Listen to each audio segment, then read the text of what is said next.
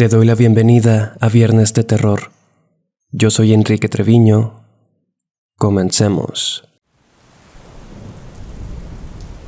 A la fecha de grabado este episodio, Viernes de Terror está en el puesto 39 de los 50 podcasts de ficción más escuchados en Spotify.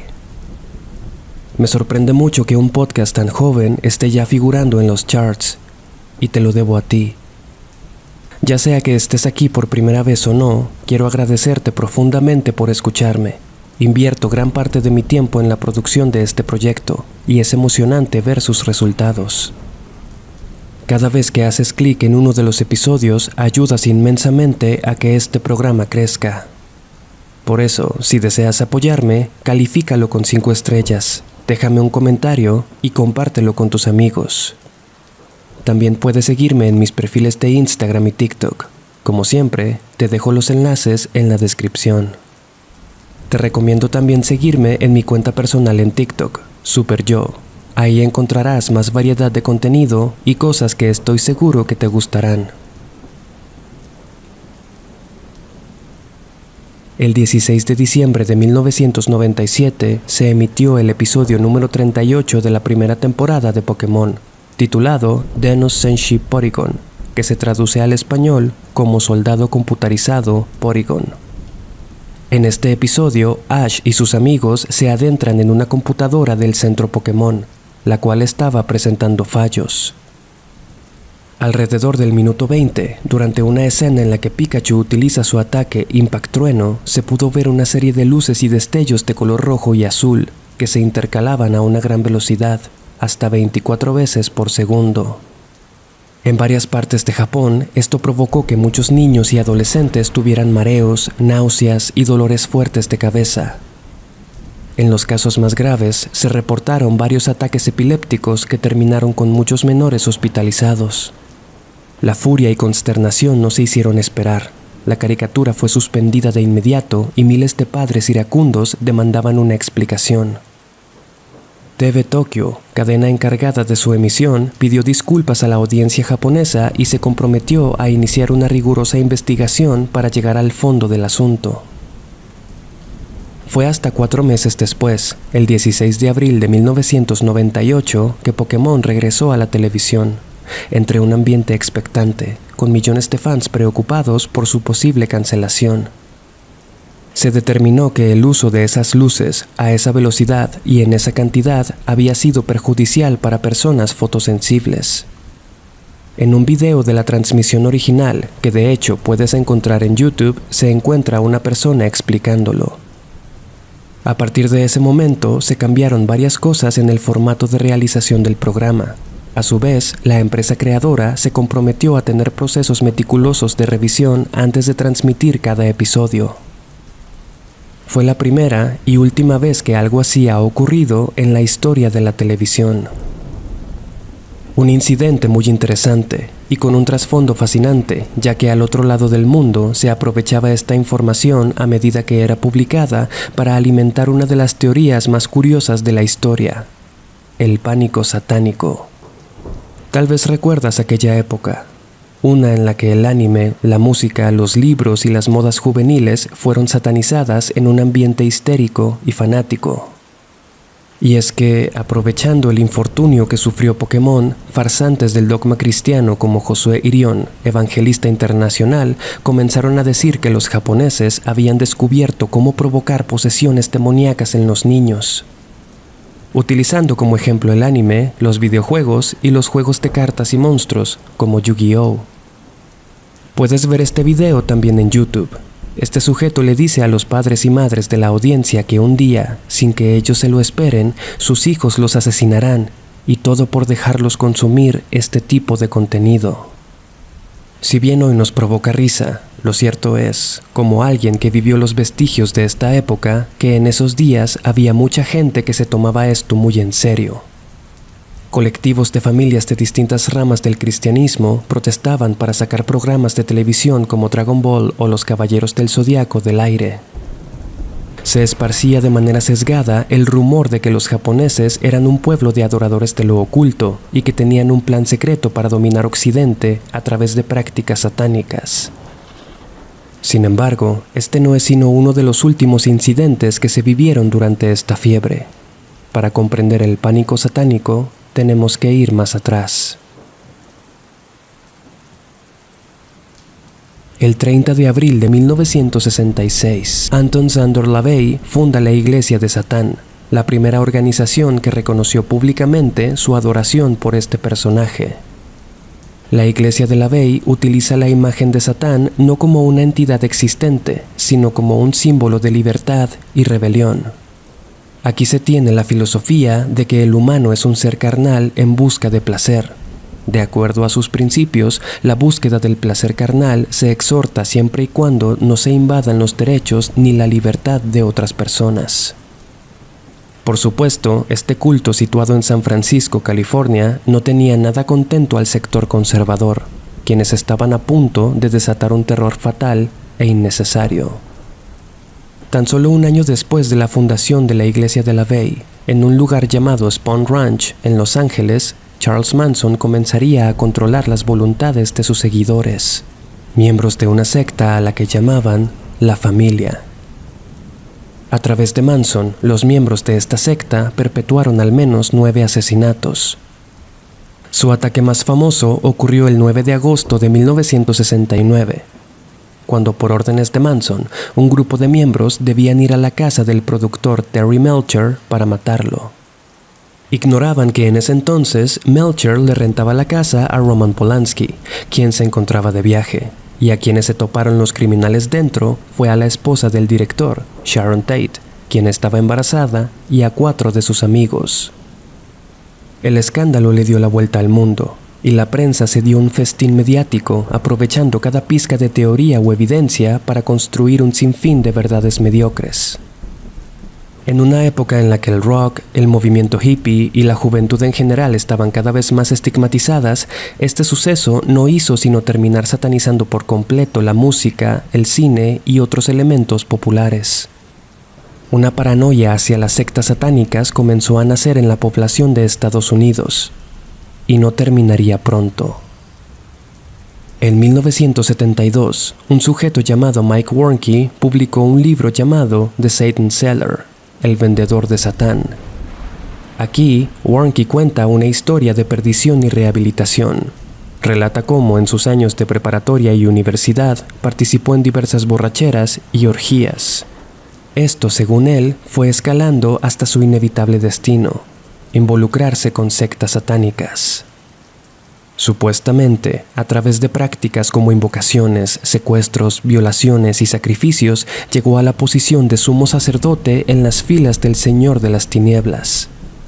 Tras una sobredosis de la que apenas salió con vida, decidió corregir su camino y seguir a Cristo. Relataría también que se convirtió al cristianismo mientras estaba en la guerra de Vietnam en 1977. The Satan Seller fue un éxito. La cantidad de copias que vendió lo convirtieron en un bestseller religioso. Warnke era invitado a hablar a un sinfín de espacios para relatar su experiencia. En numerosas comunidades cristianas se le reconocía como un experto en el tema del satanismo en la juventud. Daba conferencias y era respetado. Su influencia en las familias era innegable. El tipo era una eminencia. Su fama, sin embargo, se vendría abajo en 1991. Cuando la revista cristiana Cornerstone publicó un artículo en el que exponían varias inconsistencias con su historia. Para empezar, Warnke afirmó que su conversión vino luego de una vida de excesos y pecado desde la preparatoria. Sin embargo, gracias al testimonio de Charlotte Twitten y otros conocidos, sabemos que Warnke era un miembro activo de la juventud cristiana durante su bachillerato. No era para nada un hombre de valores religiosos. Pasó por 3 divorcios debido a infidelidades y abuso físico hacia sus esposas.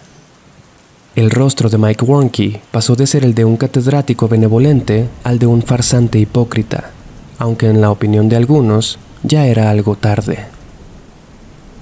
Volviendo a los 70s, en 1973 se estrena El Exorcista, una de las películas de terror más exitosas en la historia del cine. Dirigida por William Friedkin, basada en la novela de William Blatty, este trabajo trascendió generaciones y en su momento le puso los pelos de punta a quien quiera que estuviera en la sala. La película tuvo un impacto inesperado en la sociedad. Hasta ese momento, cosas como la Ouija eran tema poco conocido, y tristemente solo sirvió para avivar las llamas del pánico que crecía más y más. La literatura religiosa continuó apareciendo. En el mismo año en que se estrenó El Exorcista, 1973, el psiquiatra canadiense Lawrence Pasteur comenzó a tratar a una paciente llamada Michelle Smith. Michelle sufría de depresión, luego de haber tenido un aborto espontáneo. Tras algunos años de terapia, durante una de sus sesiones, en 1976, Michelle le diría al doctor que tenía la impresión de tener algo que contarle, pero no podía recordarlo. Pasteur entonces decidió recurrir a una práctica bastante controversial e incluso desacreditada por la comunidad médica: la hipnosis. Sería en uno de estos trances, mientras Michelle tenía supuestas regresiones en su memoria, que por primera vez se mencionaría el término abuso ritual satánico. Esto se refiere al abuso sexual como parte de un ritual de invocación durante una misa negra. Según la experiencia relatada supuestamente por Michelle, su madre facilitó este abuso a la Iglesia de Satán en el año 1954. En 1980, Pasteur publica el libro Michelle Remembers, el cual compendia todas estas supuestas experiencias y acusaciones. A diferencia del vendedor de Satán, no pasaría mucho tiempo antes de que se descubriera su fraude. Lawrence Pasteur retractó su alegación acerca de la Iglesia de Satán, esto luego de que LaVey amenazara con demandarlo por difamación. Paul Grescoe, redactor para la revista Maclean's, se entrevistó con el padre de Michelle Smith, Jack Proby. Este negó todas las declaraciones hechas acerca de su esposa, quien había fallecido en 1964. Aseguró también que tenía pruebas y argumentos suficientes para refutar cualquier acusación. Encima, en el libro se habla de Michelle como hija única, omitiendo por completo la existencia de su hermana mayor, Tertia, y su hermana menor, Cheryl. En el libro tampoco se menciona ningún intento de contacto con las autoridades después de lo descubierto en las sesiones de Smith. Para rematar, tampoco dice que durante todo el proceso de terapia, escritura y publicación de la novela, Michelle y Lawrence se divorciaron de sus respectivas parejas para contraer matrimonio. Por cierto, el ataque que mencionó Michelle ocurrió en 1954, pero recordemos que la Iglesia de Satán se fundó en 1966. Sin embargo, con todo y que Paul Grescoe logró desmentir en su totalidad este libro, esto no impidió que a Pasteur se le considerara como un experto en el satanismo y testificara en al menos 1000 casos de supuesto abuso ritual satánico. Todo esto parecía inspirar a nuevos predicadores que aparecían por todos lados, clamando haber sido tocados por la gracia de Dios para convertirse en sus mensajeros. Charlatanes que construían historias falsas, como John Todd, quien dijo haber crecido en una familia de brujos que lo iniciaron en el satanismo, pero que tras su función como boina verde en Vietnam se convirtió al cristianismo. Después se revelaría que nada de esto era cierto, y que Todd de hecho acosaba a sus seguidoras menores de edad. Pero la influencia que estas personas tenían en el público era abrumadora, y tiene lógica.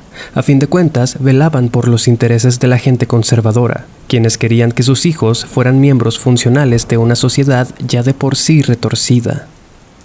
Serían personalidades como Todd que comenzarían a difundir la idea de que el heavy metal contenía mensajes subliminales que invocaban demonios. La gente pensaba que bandas como Black Sabbath, Led Zeppelin, Iron Maiden, entre otras, eran parte de una conspiración para crear un reinado de terror diabólico. Pero esto no se detuvo en la música. Durante los 80, las miradas se posaron en un juego de rol llamado Dungeons & Dragons. Creado en 1974, este popular juego adentra a los participantes en un universo de criaturas mitológicas y aventuras épicas. Tal vez lo recuerdes por su aparición en la serie Stranger Things. Digamos que el error de Dungeons & Dragons fue estar en el lugar equivocado en la época equivocada, y es que los colectivos conspiranoicos necesitaban desesperadamente un blanco al cual culpar de todo lo que según ellos estaba pasando. 1979. James Dallas Egbert era un chico de 16 años, prodigio de los estudios, aunque solitario y muy tímido. Lo poco que sabían sus allegados es que solía jugar algo llamado Dungeons & Dragons, un juego para, cito, inadaptados y raros. James sufría de depresión crónica y acumuló 3 intentos de suicidio a lo largo de su vida. Uno de ellos ocurrió el 15 de agosto de ese año, 1979. El joven se introdujo en los ductos de ventilación de la Universidad de Michigan con una botella de metacoalona, un poderoso sedante. Su plan era terminar con su vida ingiriendo dicha sustancia, pero no funcionó, y al despertar huyó a ocultarse a casa de un amigo. Se hizo el reporte de desaparición y sus padres contrataron al detective William Deere para encontrarlo. Se descubrieron cosas relevantes, pero tanto el detective como los medios se enfocaron en el hecho de que James era aficionado a Dungeons & Dragons. Su desaparición entonces se convirtió en parte del circo mediático del pánico satánico. La gente decía que había invocado fuerzas oscuras a través de este juego. La triste realidad, contada por el mismo detective, quien habló con James, era que no soportaba la presión académica de sus padres. Encima, no sabía cómo decirles que era homosexual.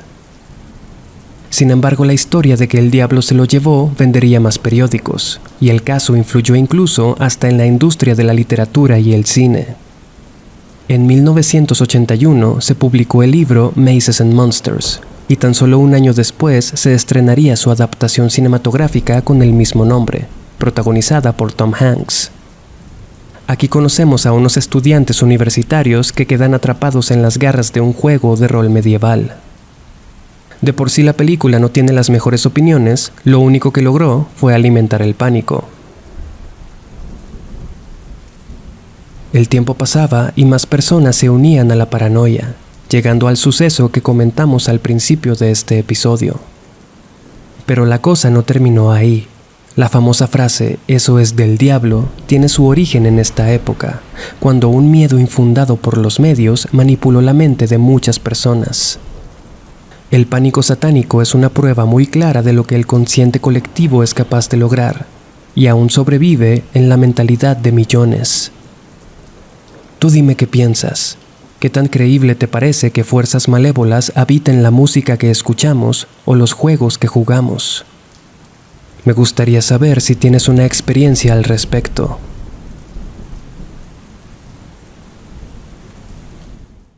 Gracias por escuchar el episodio de esta semana. Realmente espero que lo hayas disfrutado. Te recuerdo que es súper importante que califiques el podcast con 5 estrellas si te gustó. También te agradecería mucho que te suscribieras a mi canal de YouTube. Me dio mucho gusto acompañarte en esta ocasión. Yo soy Enrique Treviño. Hasta la próxima.